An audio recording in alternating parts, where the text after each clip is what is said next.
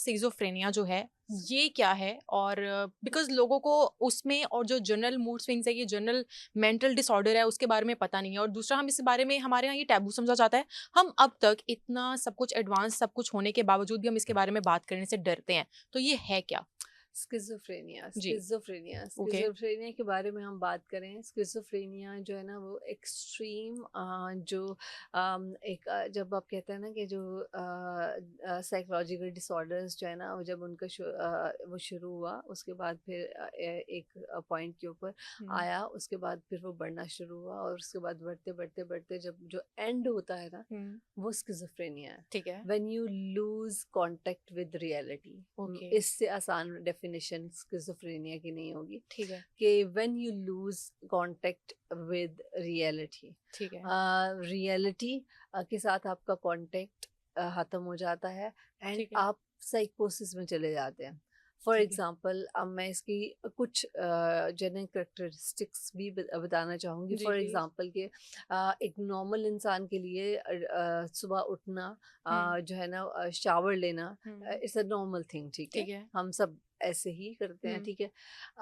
अब जो स्किज़ोफ्रेनिया का पेशेंट है जो कि साइकोसिस में है, ठीक है, जो साइकोसिस में है वो तो रियलिटी से उसका कांटेक्ट खत्म हो गया ना। ठीक है। तो वो उसके लिए हाइजीन इज नथिंग, उसको हुँ, उसको समझ ही नहीं है, बिकॉज उसको तो अपने खाने पीने की समझ नहीं है, वो क्या खा रहा है, क्या हुँ, पी रहा है, हुँ। क्या कब सो रहा है, कब जाग रहा है, क्या किससे बात कर रहा है, क्या क्या किसी को गाली दे रहा है, क्या अच्छा, किसी को मारने की कोशिश कर रहा है, क्या खुद को मारने की कोशिश कर रहा है। ठीक है।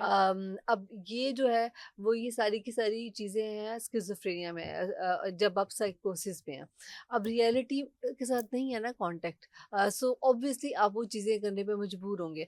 मेरे पास एक पेशेंट ऐसा भी आया, मैं एग्ज़ाम्पल शेयर करना चाहती हूँ, जो 30 डेज़ से जिसने शावर नहीं लिया था, ठीक है? अच्छा, एंड ऑब्वियसली जब आपका रियलिटी के साथ कॉन्टैक्ट खत्म कॉन्टैक्ट हो नहीं जाता है तो बिल्कुल यू ऐसे डोंट नो लाइक कि आप कर क्या रहे कर हैं। क्या रहे? उसमें होता ये है कि लोग ऐसे पेशेंट्स को, लोग ऐसे लोगों को पागल पागल कहना कहना शुरू शुरू हो कर देते जाते हैं, हैं। बिल्कुल ऐसे ही। आपने देखा होगा ये जो हमने शहरों शहरों में तो कम, ये जो आप कस्बों की तरफ अगर देखें तो ऐसे जो लोग हैं जो कि स्किज़ोफ्रेनिया के शिकार हैं, हुँ, बेसिकली ट्रीटेबल है, उनको ट्रीट किया जा सकता है, ठीक लेकिन है। ये कि अवेयरनेस नहीं है। नहीं है, तो वो लोग गलियों में भाग रहे होते हैं और लोग उनको पागल पागल कह के पुकार रहे होते हैं। ठीक है। सो ये जो पागल का टैग उनके साथ लगाया जाता हुँ, है ना हुँ, बेसिकली, तो वो ऐसे लोग जो हैं ये ट्रीटेबल है, ये ठीक इट्स है। A disorder, it's okay, a mental disorder. ठीक है, सो इसको ठीक किया जा सकता है with medication, with psychotherapy, with counselling. ठीक है, इन सब चीज़ों के साथ इस डिसऑर्डर को ट्रीट किया जा ठीक है। सकता है। And how is it different for other medical disorders जो हैं, मेंटल डिसऑर्डर्स जो हैं? बाकी जो मेंटल डिसऑर्डर्स हैं, देखिए उनमें डिफरेंस बहुत तरह से वो डिफरेंट है, वो इस वजह से बिकॉज ये एक्सट्रीम है, ठीक है। ठीक है, इसमें आपका रियलिटी के साथ कांटेक्ट नहीं नहीं होता, है, ठीक है। ठीक है, इसमें आपको और जो बाकी अगर मैं किसी और डिसऑर्डर की बात करूँ, फॉर एग्जांपल मैं ओसीडी की बात करती हूँ, ठीक है। ऑब्सेसिव हुँ, कंपल्सिव जी, डिसऑर्डर, लाइक कि आप जो है ना वो आप एक चीज़ बार बार बार-बार करते रहते हैं ना, हाँ, हुँ, हाथ धोने हैं, बार-बार, हाँ, बार-बार हाथ धोते रहते हैं। आप सफाई के बारे में आपको ऑब्सेशन है। हुँ, आप जो है ना बार-बार सफाई करते हुँ, रहते हुँ, हैं। वो ऑब्सेशन किसी भी किसी चीज़ की हो सकती है, ठीक ठीक है? है, सो ऑब्सेसिव कंपल्सिव डिसऑर्डर अब कैसे डिफरेंट है इससे, कि ऑब्सेसिव कंपल्सिव डिसऑर्डर में बेसिकली जो है ना वो आप रिपिटेटिवली एक ही चीज़ कर रहे हैं, ठीक ठीक है, है?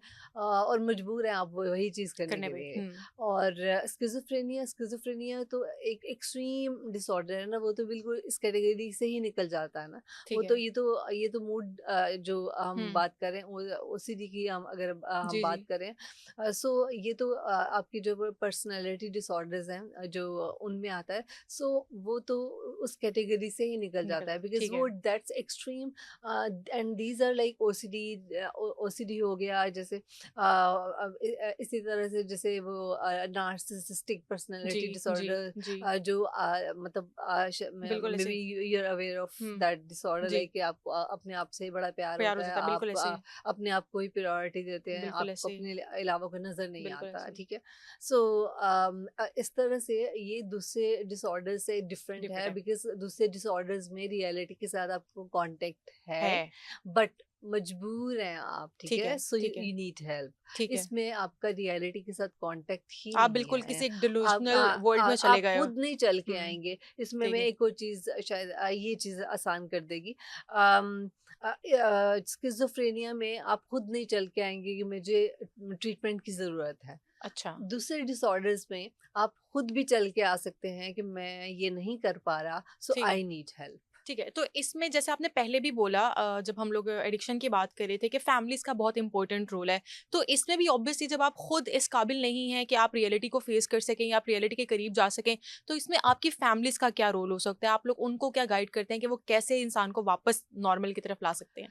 फैमिलीज़ का बहुत इम्पोर्टेंट रोल होता है। फैमिलीज़ देखिए, जो एडिक्शन भी है वो भी एक डिसऑर्डर है, ठीक हुँ, है? हुँ। उसमें मैंने बहुत सारी ऐसी फैमिलीज़ को देखा है जो कि एडिक्ट्स को, जो जिनके बच्चे जो है ना वो कोई कोई किसी किस्म का भी नशा जो करते हैं, जो भी हुँ, ड्रग हुँ। यूज़ करते हैं, हुँ। उनको मार के बांध के, मैंने फैमिलीज़ को बहुत सारी फैमिलीज़ को देखा है कि वो बहुत तरह के तरीके आजमाती हैं जी, अब जी। उनको ठीक करने की, ठीक है। ठीक अब है। फैमिलीज़ जब हमारे पास लेके आती हैं तो उसके बाद जब हम उन्हें बताते हैं ना कि इट्स अ डिजीज़, हुँ, बीमारी है, उसका नहीं है कसूर। बिल्कुल हाँ, ऐसे ही। हाँ, पहली दफ़ा जो उसने किया वो उसका कसूर था, कोसो लेकिन अब उसका कसूर नहीं है। अब आप उसे मारें, आप उसे जो मर्ज़ी आप कर हुँ, लें, हुँ। लेकिन आपकी मार से, आपकी चीख-पुकार से, आपकी इन सब चीज़ों से वो ठीक नहीं नहीं हो होगा, सकता। ठीक वो ट्रीटमेंट से होगा। ठीक है। सो फैमिलीज़ का मोस्ट इम्पॉर्टेंट रोल है वो ये है कि फैमिलीज़ जो है ना, हम फैमिलीज़ को एजुकेट करते हैं। करते हैं। फैमिलीज़ ठीक है। Need education that how to deal that that patient. Patient ठीक है। You just have to follow certain rules okay, to deal with that patient, ठीक क्योंकि है। जब एक पेशेंट जो है ना वो रिकवरी में होता है, तो हुँ, फैमिलीज़ को उस ट्रिगर्स को मिनिमाइज़ करना होता है। ठीक जैसे है। एक ट्रिगर की मैं एक सिंपल एग्जांपल देती हूँ, जैसे है कि अगर बच्चा जो है वो अगर स्मोकिंग की बात हुँ, करते हैं, हुँ। ठीक है। अब अगर बच्चा रिकवरी में है, ठीक उसने है। ट्रीटमेंट सीख कर लिया, रिकवर अब वो ठीक रिकवरी है। में है, और माँ जो है ना उसको ताना दे देती है कि मुझे कि हमें तुम्हारे ट्रीटमेंट के ऊपर इतने इतना पैसे लगाने पैसा हैं। लगाना ठीक है। पड़ा, या फिर ये बात करें कि जैसे जो है ना वो काफ़ी मैंने कभी परेशानी उठानी हाँ, पड़ी या हाँ, कुछ भी इस मैंने तरह? कभी सोचा नहीं था कि मेरा हुँ, बच्चा जो है ना वो सूटे मारता फिरेगा, ठीक है। अच्छा, ठीक ये है, क्योंकि ये इस तरह के अल्फाज इस्तेमाल कर जाती हैं ठीक जो है है। ना मदर्स। सो अब ये ट्रिगर है। ओके, सो हमें we have to educate those mothers कि आपने ये चीज़ें नहीं चीज़ें करनी। आपने करी, डूज एंड डोंट्स, ओके, कि ये आपने अपने पेशेंट को डील ऐसे करना है, ठीक है। क्योंकि अब आपने जैसे आप पहले हुँ, ट्रीट हुँ, करते थे अब उस फैमिली मेंबर को, हुँ। अब अब आपने नहीं से कर सकते। इंटायरली डिफरेंट तरीके से आपने ट्रीट करना है।